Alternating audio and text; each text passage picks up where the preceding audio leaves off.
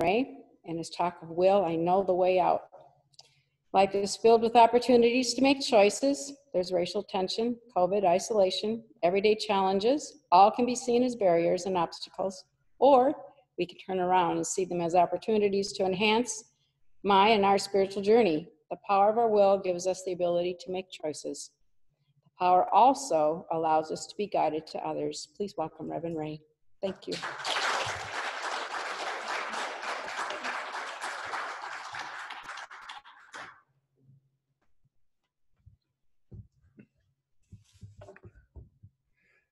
It's nice to be live again. This is the first time I've actually spoken live, where I actually can see people and talk to them and feel the energy. I know there's no time and space and distance, but I'm still really immersed in my humanness, and I really like having people around where I can feel and see. The other side of that is, this is the first time I've actually had to put long pants on and shoes and socks on to speak, because when you're only seen from the waist up, Before I get into the talk, this is for Eau Claire. I got a note from Cassidy Meeks, who's the YOU. She's actually the youth director at Unity Minneapolis. And she said, if you have any YOUers or Unitine age kids who would like to be part of an online Unitine or YOU group, our kids are meeting. They have like, 3-4 churches now meet together on Sunday. And since it's online, it doesn't matter if you're in Wisconsin, Minneapolis, or Nebraska, because I'm going to invite a couple churches in Nebraska. So if you have anybody in that age that says, well, it's no fun, there's only 1 or 2 of us, that's no fun.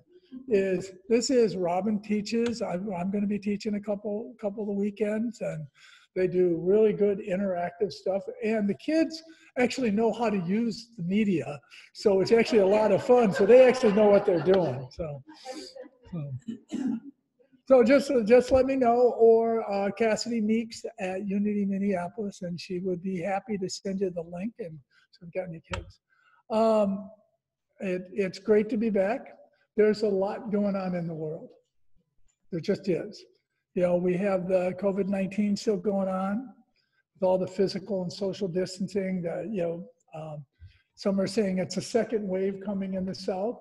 Some are saying it's not the second wave, it's the first wave, because we never stopped the first wave. But we got over in Minneapolis, I don't know how much you've had here, but we've had a lot of social unrest, a lot of protests, a lot of anger, a lot of angst, a lot of really a call for things to be different.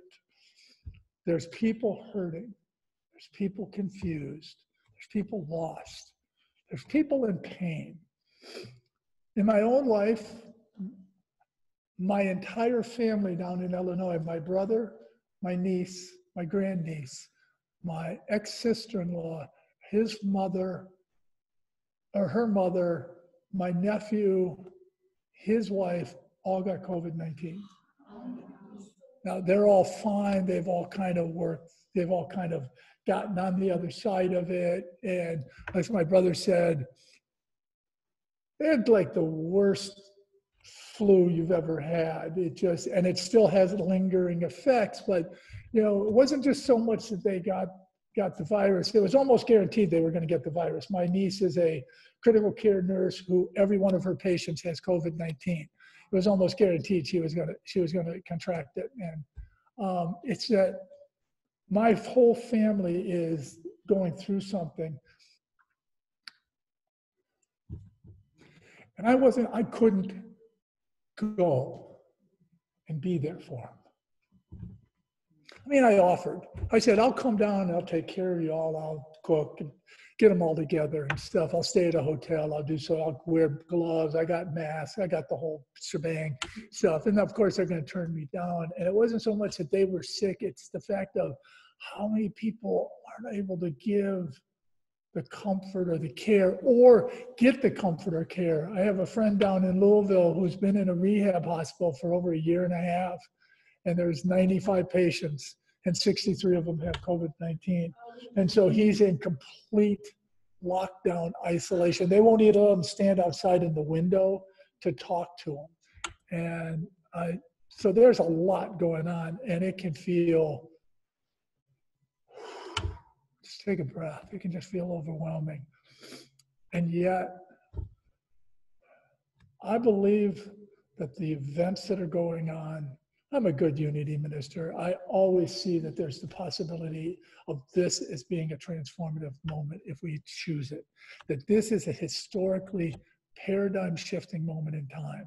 That so much has happened that is going to force us to actually step forth and make those cultural, those societal, and those consciousness changing decisions that we need to make in order to make the world into what Charles Fillmore called that heaven on earth. We have an opportunity using our spiritual tools and our principles to guide us into a new way of being and a new way of doing, a new way of acting. And we've been doing things the same way for 10,000 years, and we keep getting the same results. And in one of the programs I'm in, we call that, if you keep doing the same thing over and over, expecting a different result, they call that, what do they call that? Insanity. You know, we leap from one crisis to another. We create disharmony, we create dishealing, but we have an opportunity to do it differently. Today, we're going to talk about how we can use that power of will, that power that we have, that spiritual power to make a choice. And I love the Daily Word where it says in our humanness, sometimes we make that choice, and I'll just read what it says, to be in our fear, to be in our sense of lack. So I call it being in our drama. But when we step into it as a spiritual tool, we have the ability to make a choice, to make changes. It's the will. Charles Fillmore says will is the ability to choose, to decide, to command, to lead, and determine. And his affirmation for this, or the affirmation from Unity Worldwide Ministries for this was, I choose my good based on spiritual understanding. I choose my good based on spiritual understanding. It's not that all things are good, but when we use that power of will, we have the power to hang in there, to choose to make decisions, to get us to a place where our good emerges from the midst of what doesn't seem like it could possibly be good.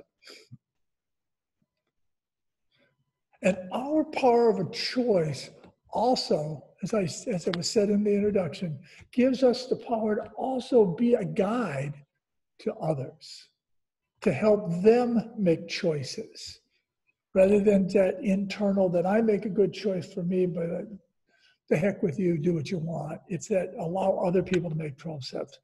In the 12 steps, the 12th step reminds us, we don't heal alone. So we don't change the world alone. We don't shift consciousness alone. We keep what we have by giving it away. Course in Miracles will tell you, if you want love, you give love. If you want peace, give peace, be peace. If you want courage, then you must act in a courageous manner. Through that power of will, we make a choice to do things differently, to be differently, and to use our spiritual principles and tool that guides others. That guides us into a time of engagement without the judgment, but rather compassion.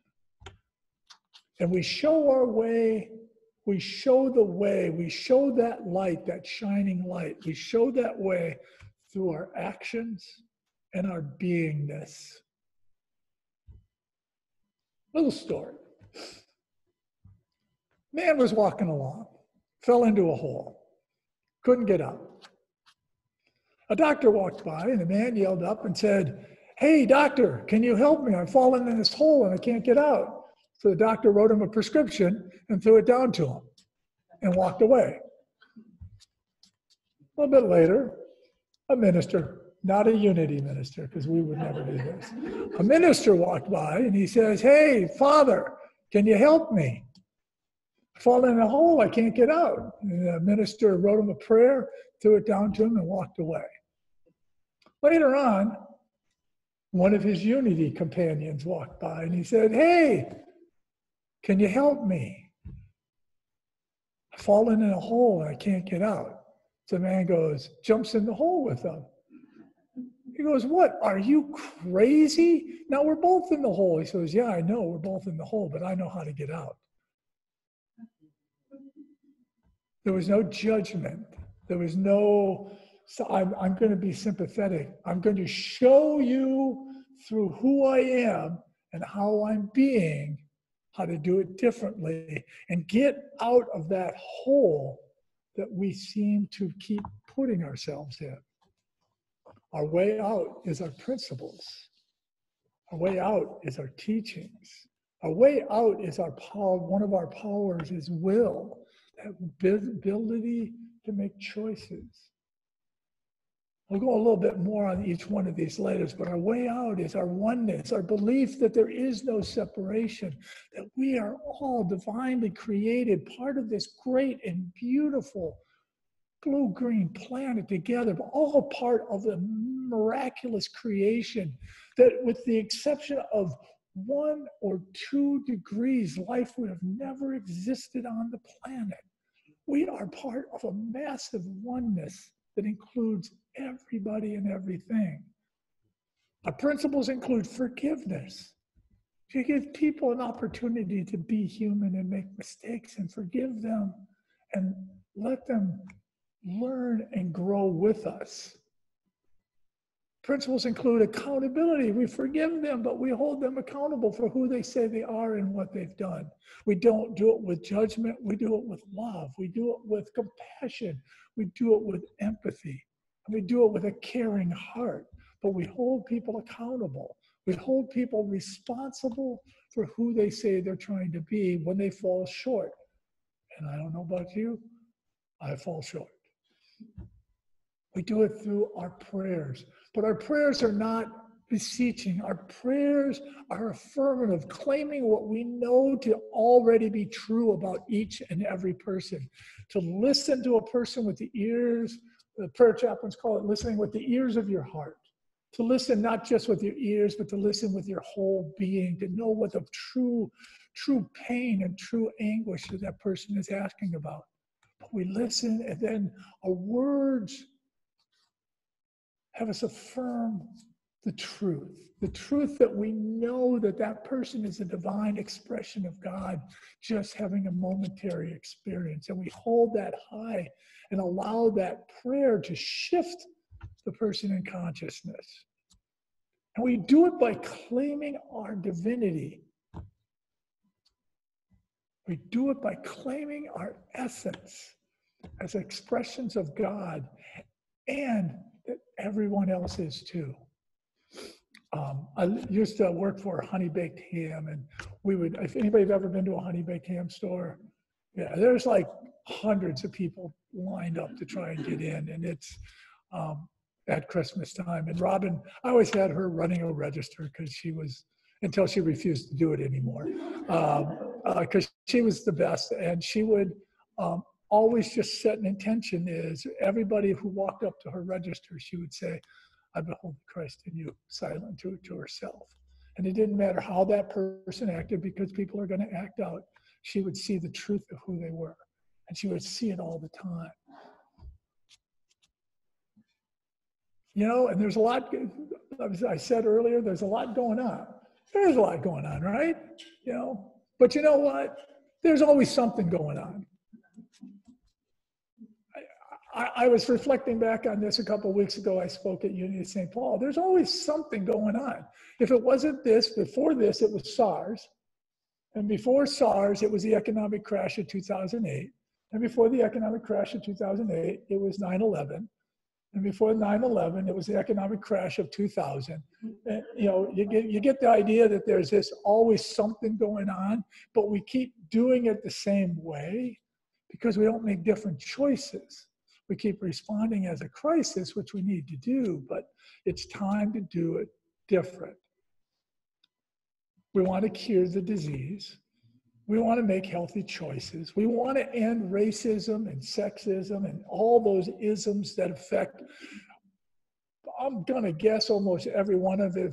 Most of us in here have experienced a little bit of ageism. I get it every once in a while. If nothing else, when the people call me sir, God, I'm supposed to be calling my dad sir, and then I realized that I'm older than my dad. And we want to heal the environment. We want to teach our children. We want to live healthy and virtuous lives, but we can do this from a sense of principles, from a place of understanding, empathy, compassion, and love. We can do our work and make our choices knowing our divine perfection, but recognizing that each of us falls short of that divine perfection and our true nature. We can trust God and we can trust ourselves, and we can live our principles and make good choices. We can listen with an open heart, and we can seek to understand, as St. Francis said, seek to understand before being understood. Jesus said, "You are the light of the world. A town built on a hill cannot be hidden. Neither do people light a lamp and put it under a bowl. Instead, they put it on its stand and give its light to everyone in the house. In the same way, let your light shine before others, that they may see your good deeds and glorify your Father in heaven." We are the light of the world. We are the light of the world. And that light is not just for the few of us gathered here. That light is for everyone. And we are a beacon. I remember, everybody remember Nancy Little? So, yeah, Miss Nancy. My first LUT teacher back in Minneapolis, 1996. She used to say, in her meditations, I still remember, she always say, and unity is a beacon, or she wouldn't say unity, she would say, we are a beacon on the hill. Beacon on the hill, shining that light. A beacon in a tower on a hill, guiding others to a new way of living, a new way of being, a new consciousness, a new way of making choices, which includes everyone, and has us drop that separation and thinking that it's only about me. The world's fallen in a hole, and we can stand on the outside knowing that we're safe and judge them. And I'm not saying anybody here does that, but it's so easy to do. Or we can jump in the hole and show them the way out. I love Sandra. She's very active in the community. She jumped in the hole with them.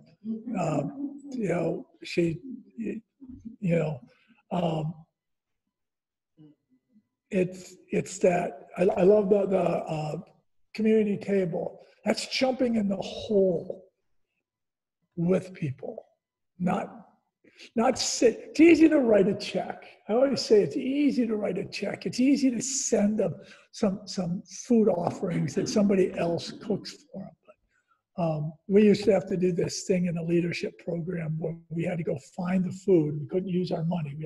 People had to donate it to us, and then we had to cook for a homeless shelter. I mean, 150, 200 people homeless shelter.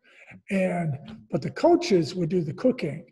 We had the people who were in the leadership program would have to go out and sit with people to actually experience some of the people what it's like, and to discover that the people you're sitting with are you.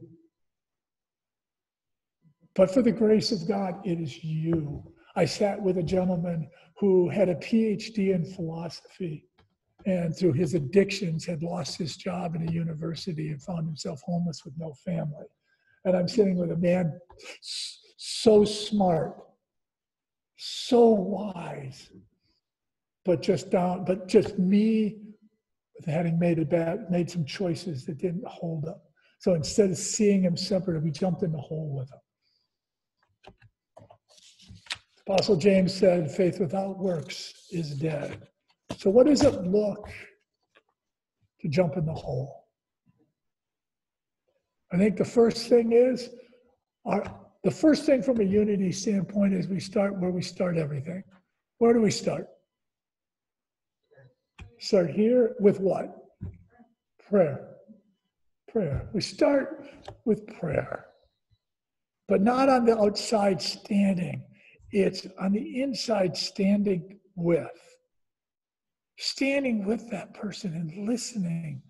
There's a old, I won't read the whole thing because it's pretty long. Her female trainer called Aura Mountain Dreamer wrote a book for a while ago, probably about 15 years ago. It was on Oprah's book list, one of her gurus. But she had a poem, if you ever want to pick it up. It's a beautiful poem. I'm just going to read a couple stanzas. I want to know if you can sit in the pain with mine and your own without moving to hide it or fade it or fix it.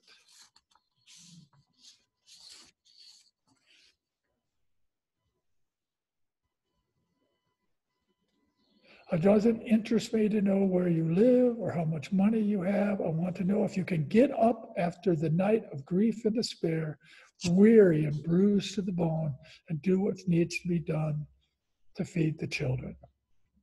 It doesn't interest me to know it doesn't interest me to know who you know or how you came to be here.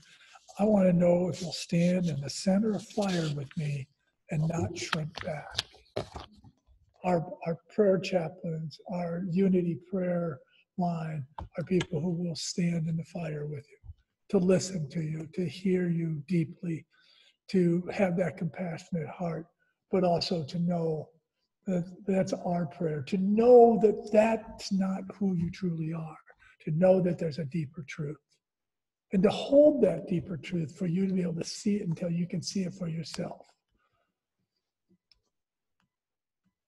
To listen and to hear without judgment, without condemnation, only with the goal to understand and make a connection. To be heard and to be seen is a universal need that so very few people ever get an opportunity to have in their life. Anybody, just in your imagination, remember what it's like when you know that somebody actually heard you, to actually listen to you, to sat there. Not, I understand, because you can never understand, but I'm willing to hear you. It is life transforming to actually be heard, because so often we don't hear people. Well, our conversations are, how can I get to my part, what I want to say, or what's my point, or how right am I, to allow the words and the presence of another person when you hear them and see them, not just to fill them up, that's fill you up. And to fill you up with compassion and empathy. These are all I'm redoing each one. Forgiving, to forgive others and forgive ourselves for falling short of the perfection that we know we are.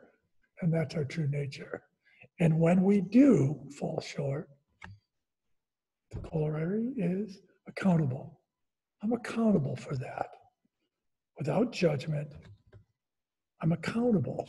And then I do what's necessary to make what's right, what I made wrong, without the judgment. And in that, to let people change and transform and acknowledge that. So often,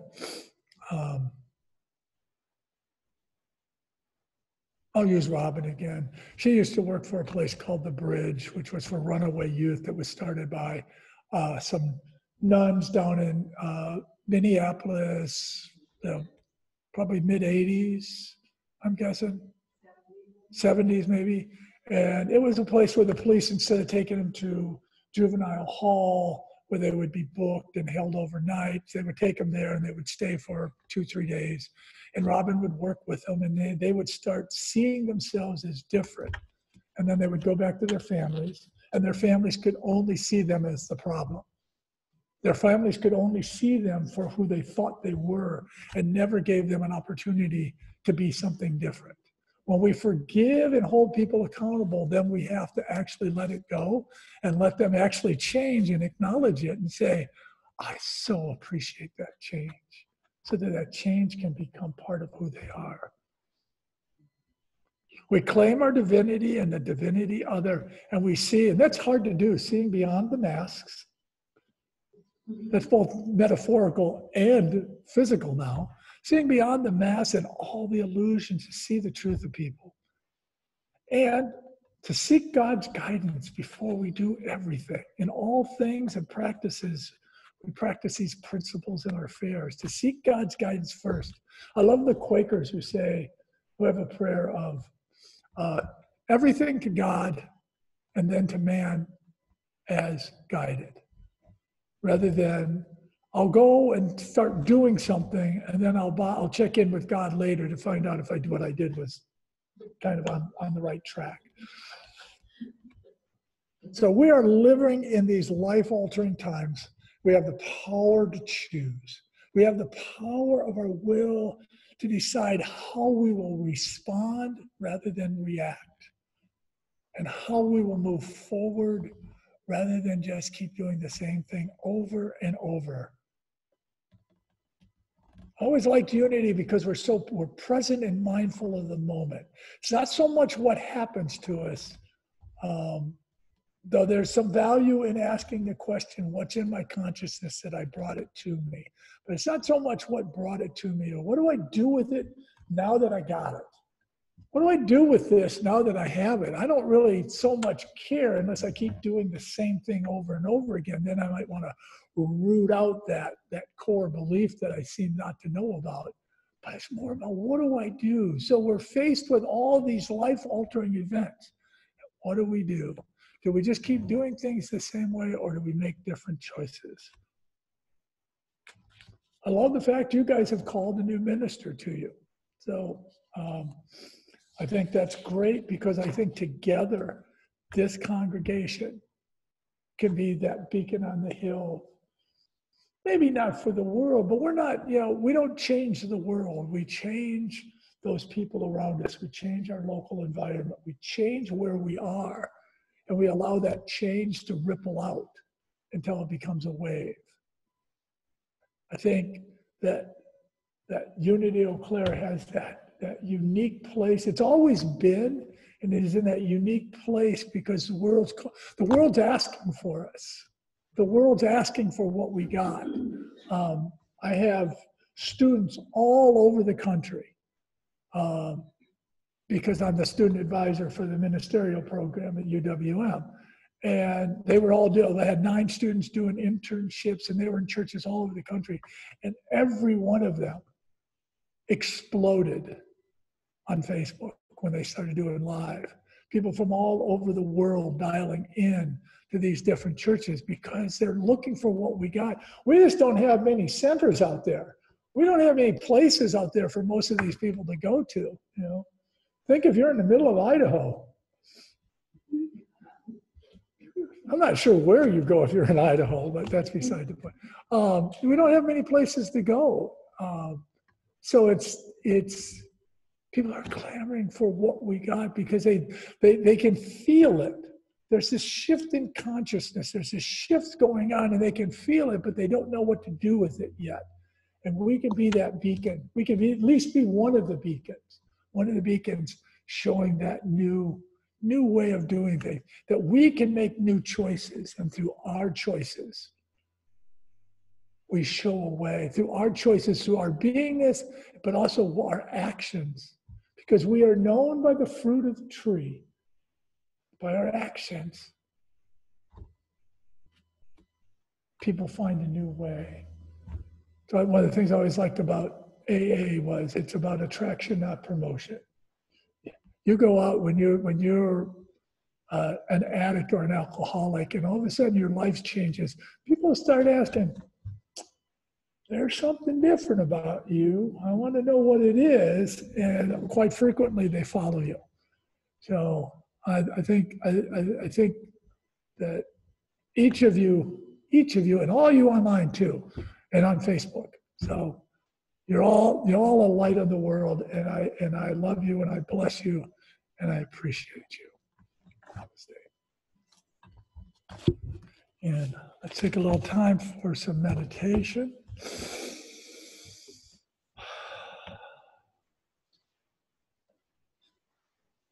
So I just ask you to take all that in, and as you get comfortable, set it aside, everything I said, and the beautiful music from Timothy, and all that's going on. And we just set that aside now and give ourselves that permission to, as our way shower Jesus taught, to step out away from it for a while.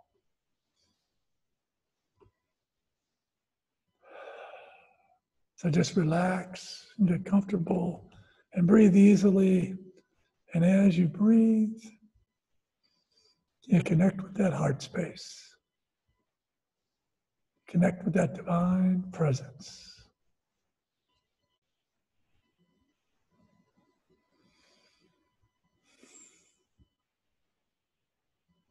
As we spend a few moments in meditation, that quietness, we imagine, we use that divine power of imagination is, what decisions am I facing today? What choices do I make today that make a difference? Make a difference in my life, make a difference in those lives around me. It may be a smile in a grocery line.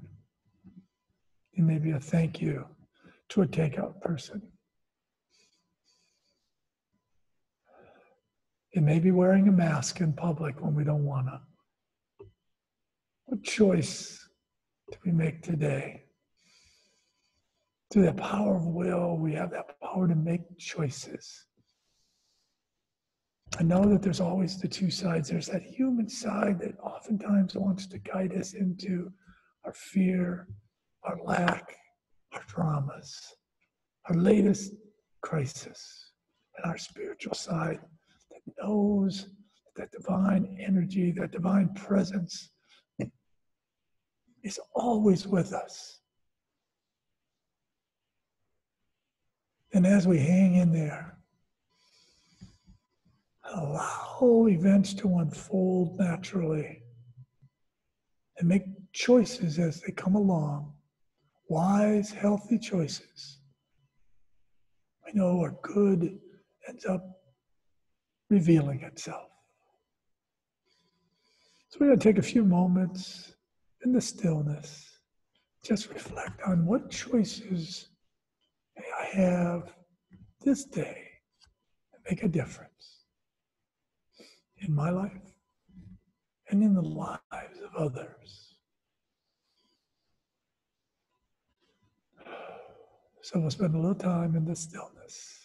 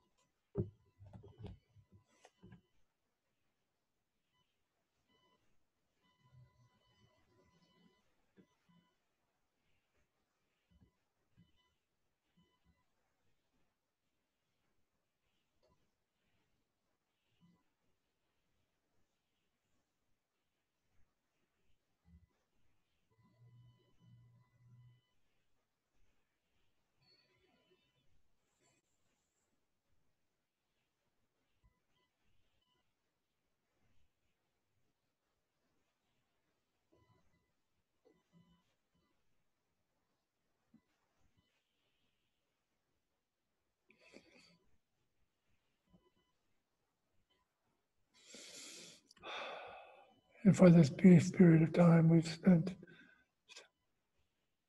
separate, away.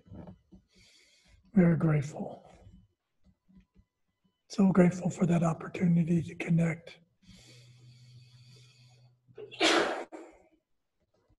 And silently, I would have us affirm together, today I will let my Christ light shine. I make the choice that today I will let my Christ light shine. And so it is. Amen.